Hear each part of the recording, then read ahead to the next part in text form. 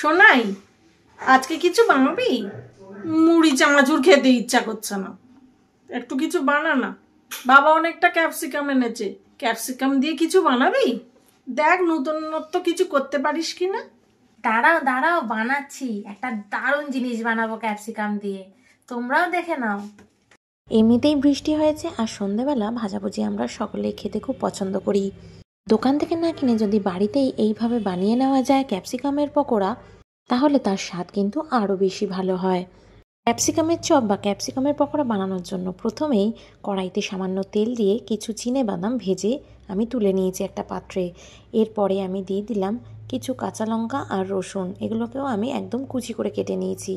আর দিয়ে দিলাম এখানে পেঁয়াজ কুচোনো, এখানে দুটো পেঁয়াজ আছে। এবার সব কিছুকে খুব ভালো করে আমি ভেজে নিচ্ছি লো টু মিডিয়াম ফ্লেমে। সাথে দিয়ে দিলাম হলুদ গুঁড়ো আর দিয়ে দেবো স্বাদ মতো নুন। এবার ভালো করে এইভাবে ভেজে নিতে হবে। গ্যাসের ফ্লেমটাকে একদম মিডিয়ামে করে দিয়ে পেঁয়াজ, রসুন, কাঁচা লঙ্কা ভালো করে ভেজে নেব। 3 মিনিট মতো ভেজে নেব। একটু লাল লাল করে ভাজা হলে কিন্তু বেশ ভালো লাগে। ভালো করে ভাজা হয়ে গেলেই এবার সেদ্ধ আলুটাকে কিন্তু আমি এইভাবে স্ম্যাশ করেই দিয়ে দেব। আলুটাকে আগেই সেদ্ধ করে নিয়েছিলাম আর একটা অনেক বড় আলুকে আমি সিদ্ধ করেছি। এর মধ্যে অল্প হলুদ গুঁড়ো, একটা ইপি মশলা আর ভেজে রাখা চিনেবাদাম, সামান্য পরিমাণে চিনি দিয়ে এবার ভালো করে সমস্তটাকে মিক্স করে নেব। ধনে গুঁড়ো বা জিরে গুঁড়ো কোনোটাই ব্যবহার করছি না, এর মধ্যে ম্যাগি মশলা দিয়েছি। খেতে কিন্তু দারুণ লাগবে। আলুর পুরটাকে ঠিক এইভাবেই তৈরি করে নিতে হবে। খুব সুন্দরভাবে তৈরি হয়ে গেল। আপনারা চাইলে এর মধ্যে সামান্য পরিমাণে ভাজা মশলাও দিতে পারেন, কিন্তু আমার মনে হয় এর মধ্যে আর কিছু না দিলেও চলবে। শুধু দিয়ে দেব হালকা কুচিয়ে রাখা ধনেপাতা, যেটা গন্ধটা অনেক বেশি এনহ্যান্স করবে। ধনেপাতা দেওয়ার পর ভালো করে মিশিয়ে নিয়ে একটা প্লেটে ঢেলে আমি ওটাকে ঠান্ডা হতে দেব। এবার বেসনের ব্যাটারটা তৈরি করে নেব। এবার তার আগে আমি দিয়ে দেবো এখানে 1 চামচ মতো ময়দা আর নিয়ে নিচ্ছি এখানে হাফ কাপ পরিমাণে বেসন, আমি চামচ মেপে দিচ্ছি। বেসন নেওয়া হয়ে গেলে এর মধ্যে আমি দিয়ে দেব স্বাদ অনুযায়ী নুন আর দিয়ে দেব এখানে পরিমাণ মতো হলুদ গুঁড়ো, সামান্য পরিমাণে শুকনো লঙ্কার গুঁড়ো, ঝালটা যাতে বজায় থাকে। এবার শুকনো উপকরণগুলোকে এভাবে মেখে নিচ্ছি। এবার অল্প অল্প জল দিয়ে এটাকে একটা সুন্দর ব্যাটার তৈরি করে নেব। অল্প অল্প জল দিয়ে এইভাবে ব্যাটারটাকে তৈরি করে নিচ্ছি। আপনারা চাইলে হাত দিয়েও মাখতে পারেন। আমি একটা চামচের সাহায্যে এভাবে সুন্দর একটা ব্যাটার তৈরি করে নিচ্ছি। ক্যাপসিকামের পুরটা কিন্তু ঠান্ডা হয়ে গেছে ওদিকে, আর এদিকে ব্যাটারও তৈরি হয়ে গেছে। এইভাবে ক্যাপসিকামগুলোকে কেটে নিয়েছি। এবার ক্যাপসিকামের মধ্যে পুরটাকে এইভাবে আমি ভরে নিচ্ছি। ক্যাপসিকামের একটা দিকেই আমাদের পুরটা এইভাবে ভরে নিতে হবে, আর ক্যাপসিকামের সবুজ অংশটা দেখা যাবে। এইভাবে সবগুলোকে করে নেব। আমি এখানে আপনাদেরকে দুটো করে দেখাচ্ছি, আর সবগুলোর মধ্যে একটু চিনেবাদাম দিয়ে দেওয়ার চেষ্টা করবেন। সবগুলো মোটামুটি তৈরি করে ফেলেছি। ব্যাটারের মধ্যে সামান্য পরিমাণে আমি বেকিং সোডা দিয়ে দিলাম।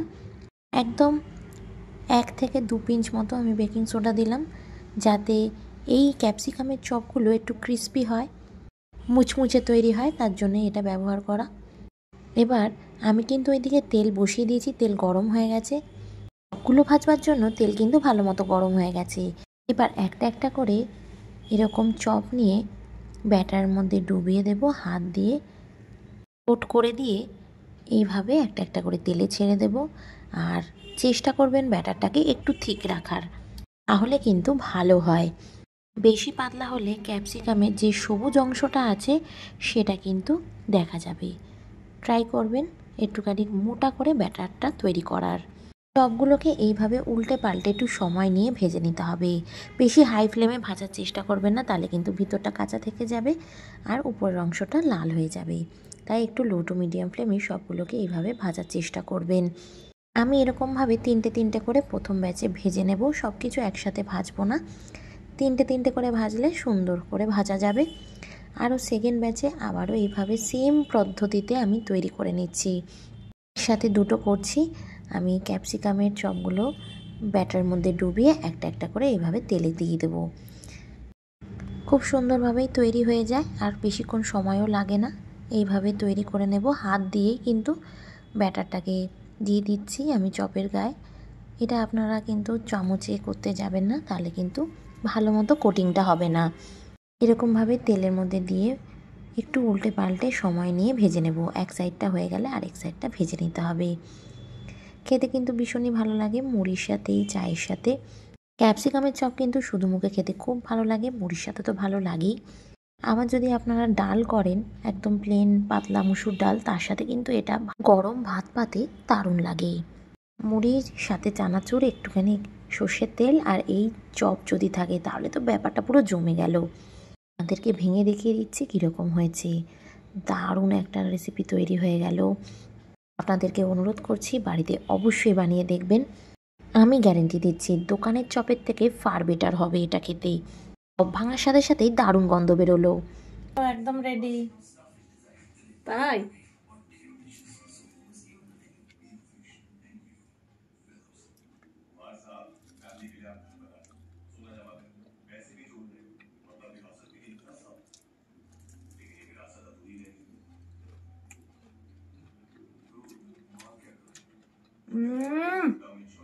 দারুণ, একবার খেয়ে দেখো।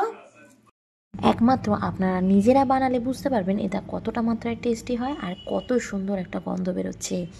আশা করি আমার ভিডিওটা ভালো লেগেছে। ভালো লেগে থাকলে লাইক করবেন, চ্যানেলে নতুন হলে অবশ্যই সাবস্ক্রাইব করবেন, পাশে থাকা বেল আইকনটা অবশ্যই প্রেস করবেন নতুন ভিডিওর আপডেটসের জন্য। আপনারা ভালো থাকবেন, সুস্থ থাকবেন। আপনাদের সাথে আবার দেখা হবে পরবর্তী একটা রান্নার ব্লগে। ততক্ষণের জন্য টাটা।